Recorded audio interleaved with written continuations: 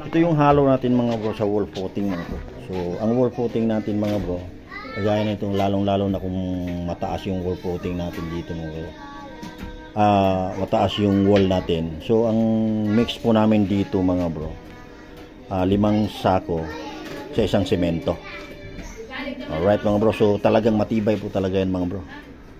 Kasi isang sako, 5 buhangin ang katumbas niya mga bro. Kaya ginawa ko yung ganyang mix mga bro. Kasi itong wall na to, mataas po ito mga bro. Alright mga bro. Yan yung pinaka wall niya sa mga perimeter mga bro. Kaya kailangan matibay na matibay yan mga bro.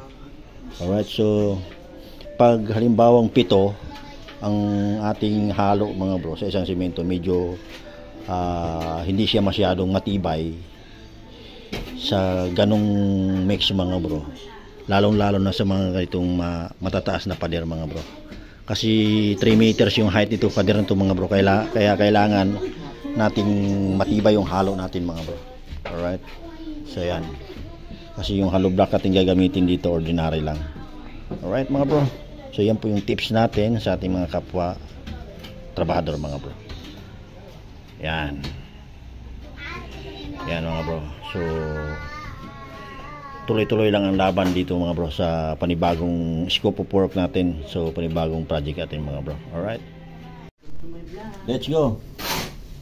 Sheets building tayo mga bro dito sa portion na ito mga bro. Let's go.